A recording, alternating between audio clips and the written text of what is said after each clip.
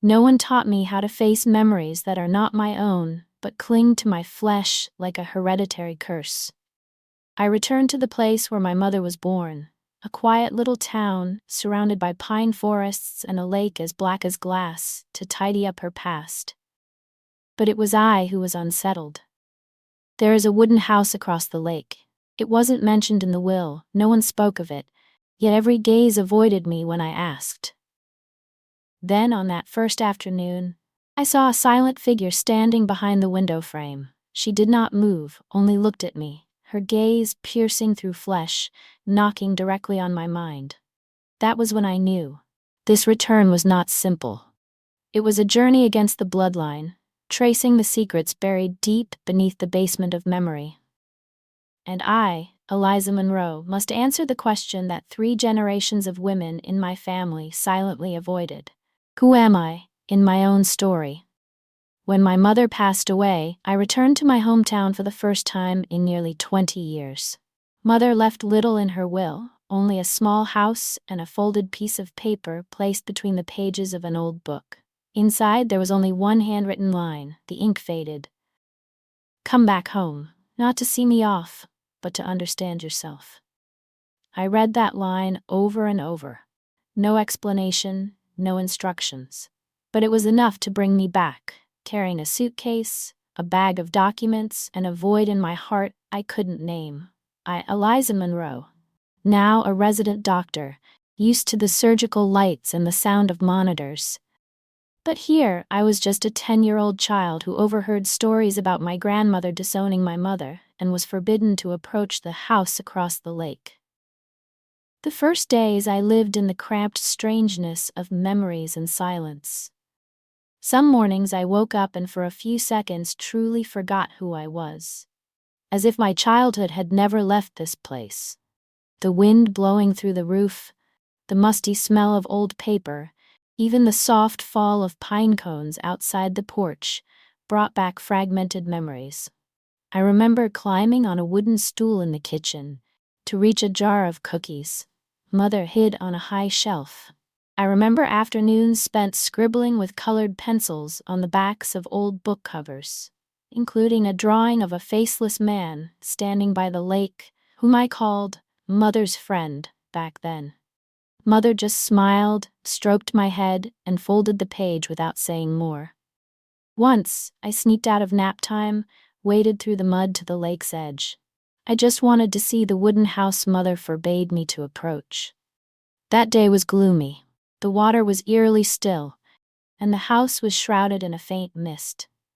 When I looked up, I swear I saw someone standing in the window, a tall, thin man wearing a white shirt, wrists dangling like a tired musician. I stood still, not afraid, just cold inside. That night, Mother was very angry, not yelling or hitting, but her eyes were red. She didn't eat dinner, just sat stroking my hair and whispered, "Don't go near that house again, Eliza. They don't want you to remember. And you shouldn't." I didn't understand who they were. But from that night on, I often dreamed of that house, and heard piano music in my dreams, though I never heard anyone actually play beside the lake. Those memories now return like shattered glass, not sharp, but enough to chill me, knowing what I drew as a child might not have been imagination. Then one rainy night, the memory came back, not as an image, but as a scent. The damp pine wood smell and the smoky, mossy fire scent, smells only from the wooden house across the lake. I sat up suddenly, my heart pounding. Faint piano melodies echoed in my ears, played with one hand. I closed my eyes, trying to visualize it clearly. Then I remembered, the day I approached that house years ago, after seeing the man in the window, I quietly left without telling anyone. But days later I drew his image again. Mother folded the paper quickly, hid it away, and never gave it back. I never saw it again. Now I understand. Mother tried to hide that memory because she knew I wasn't imagining. I drew what I had seen, a person I had met. And that person could be my father.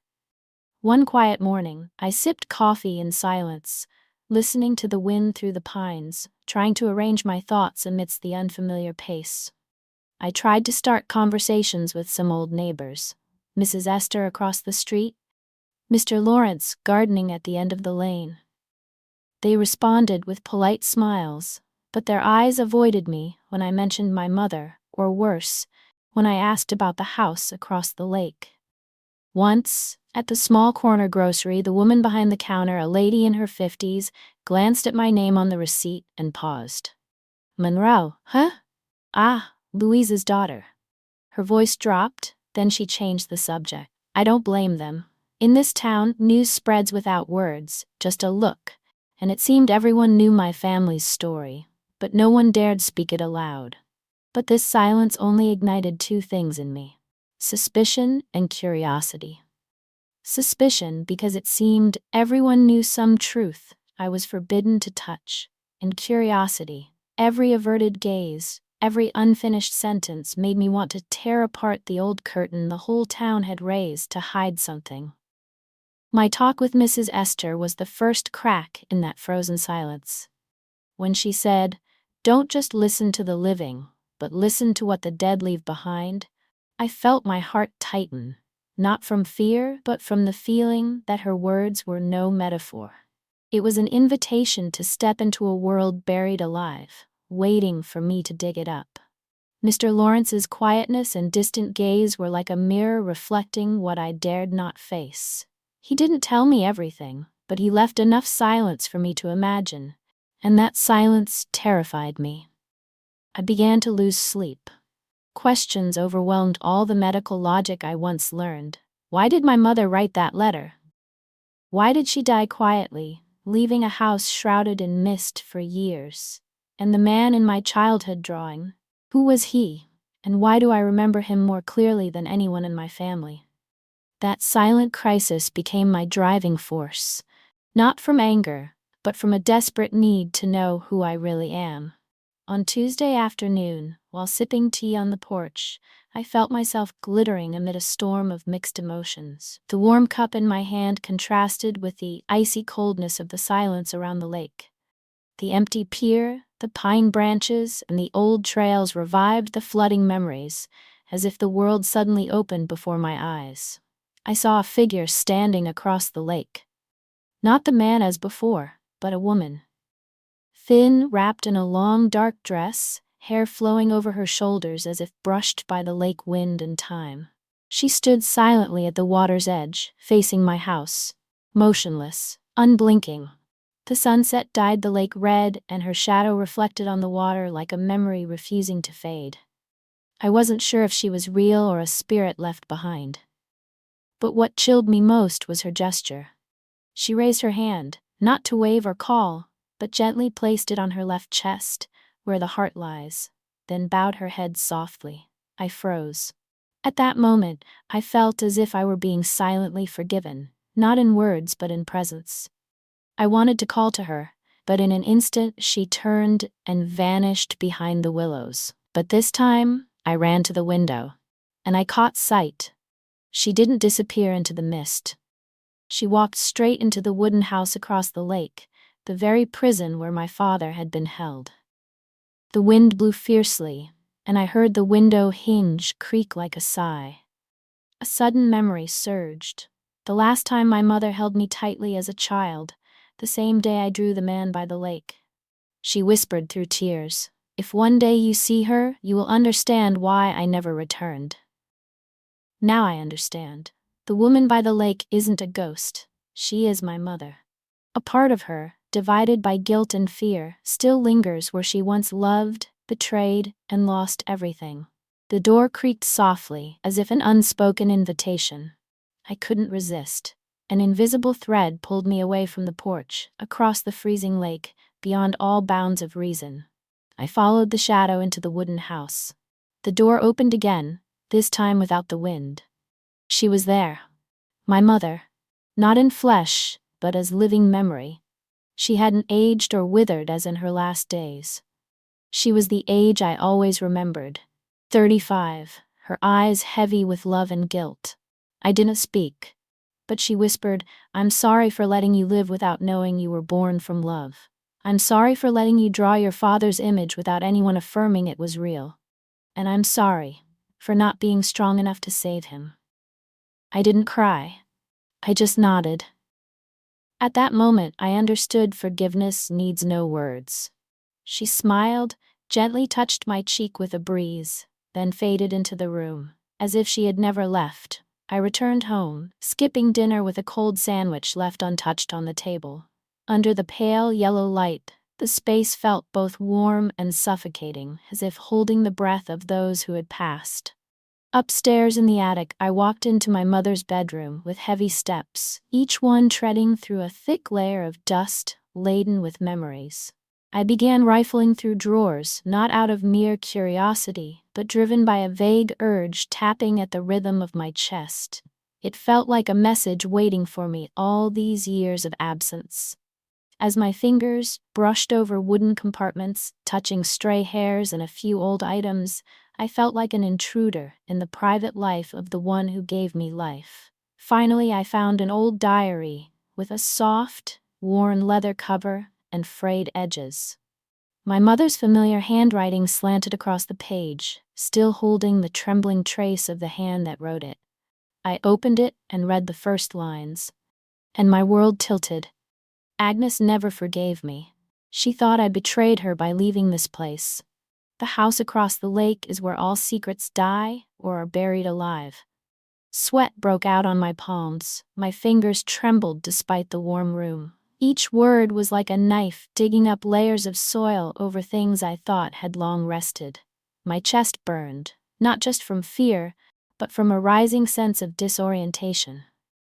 If this is true, who am I in my family's story? That night, I couldn't sleep. The diary's lines repeated in my mind like an obsessive chant. I paced the living room, then stopped before an old curtain in the kitchen, a place never mentioned in the house's blueprint. I pulled the curtain aside. Behind it was a dark wooden door with a rusty handle, as if untouched for a century. A shiver ran down my spine. My hand, cold as ice, grasped the handle and turned it. Below was a narrow wooden staircase, just wide enough for one person. No light, no windows. I switched on my phone's flashlight and stepped down slowly in thick darkness. The air reeked of dampness and mold, and each creaking step sounded like a lament. The basement wasn't large, but in the center was a wooden table. On it lay a wooden box engraved faintly with the word, "Mercy." My heart clenched. I didn't know what I was about to face, but I knew there was no turning back. I opened the box. Inside were old documents yellowed by time, a birth certificate. I held it up, reading the clearly printed name, Eliza Holloway. Mother, Louise Holloway. Father, left blank. I sank down, feeling as if my heart were being crushed. But the next paper shattered everything. It was a handwritten letter, the script firm but scratched, as if the writer was wrestling with every word. You are the only thing I could not hold on to, but also the only thing I could never forget. Forgive me, if one day you find the truth and see yourself reflected in another's shadow. I sat there numb, clutching the letter as if letting go would make the truth vanish. In that basement, the phone's light revealed my face, and tears fell without me noticing. I didn't understand why Mother hid my father's name, or rather why she couldn't write it down. A chilling thought flashed. Was there something terrible forcing her into eternal silence? I turned more pages in the box and found a black and white photo, its corner burnt. It showed a young man standing by a piano, his eyes thoughtful yet full of life. Underneath, a blurry inscription read, "Samuel? That autumn."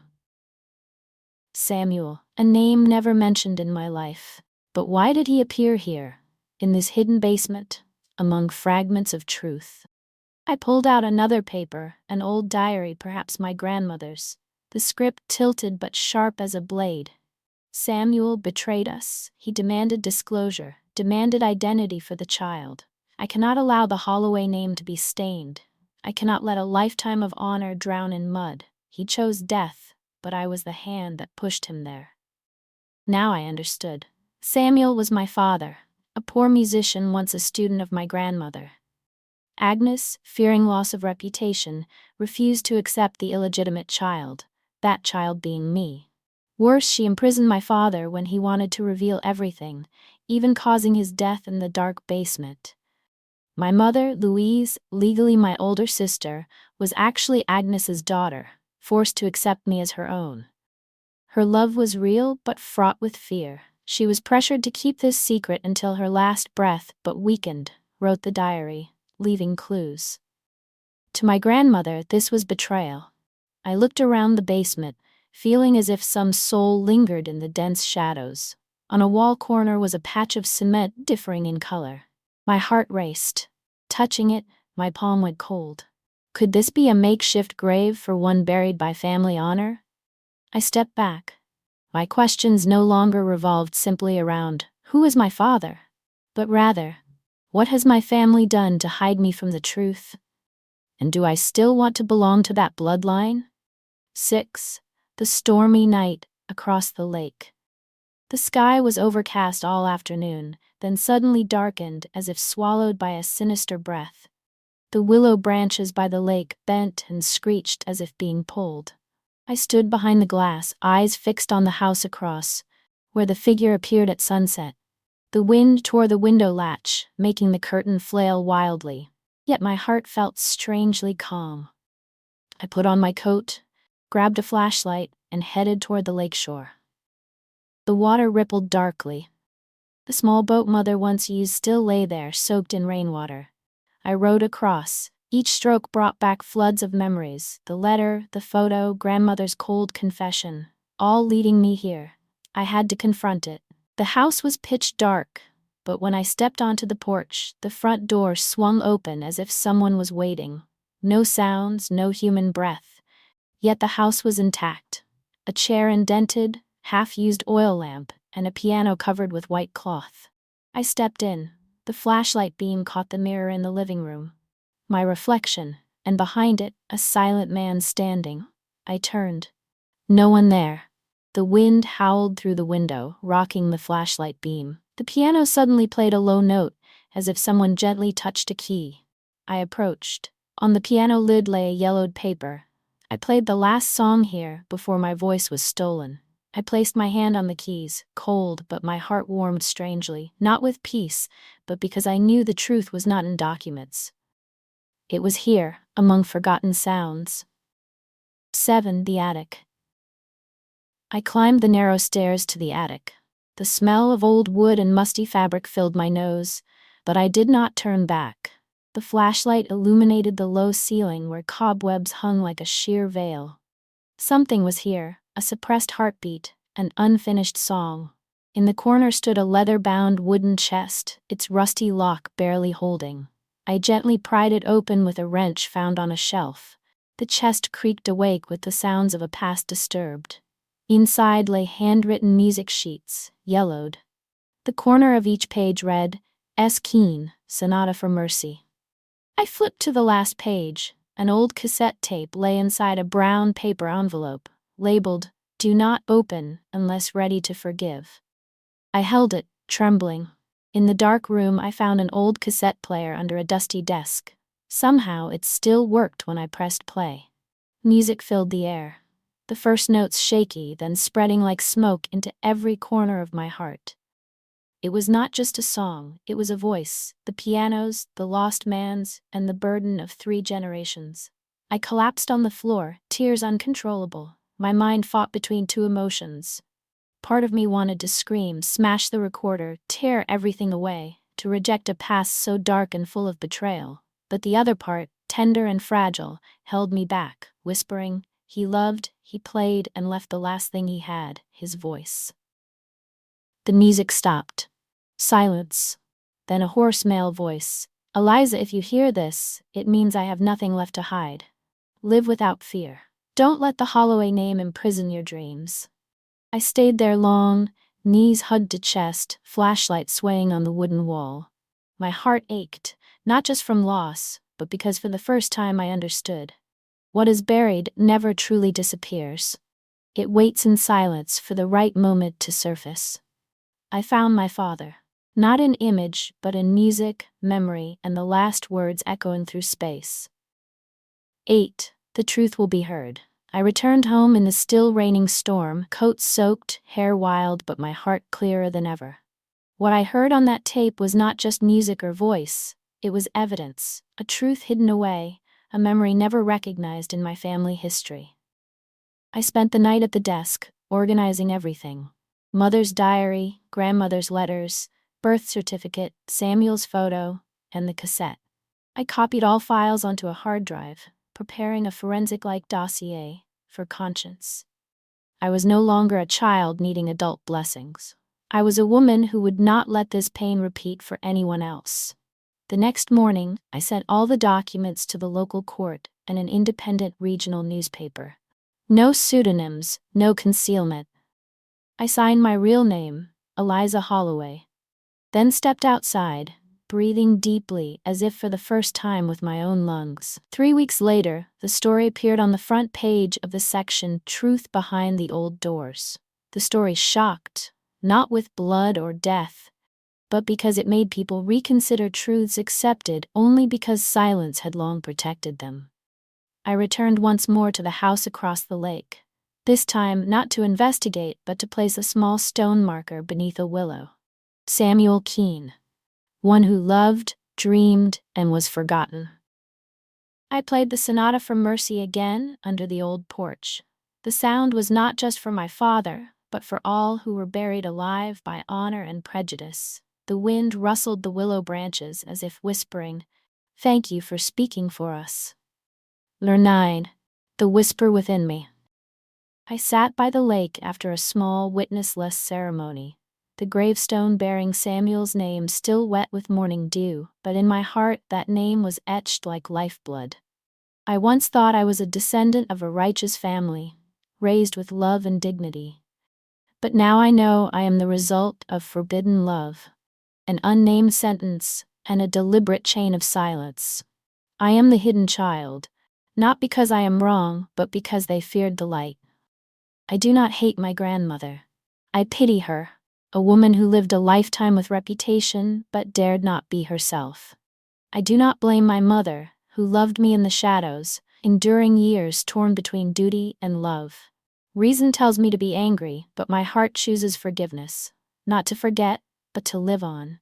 Because if I don't forgive, I will remain imprisoned in the very jail they built from fear and lies. I am Eliza Holloway, but that name is no longer a shackle. It is proof that from deceit can grow truth. From darkness, I have found my own voice. I did not leave the town after all. I chose to stay, not to cling, but to guard memories. I took a job as a community doctor at a small clinic west of the lake, where people no longer look at me with suspicion.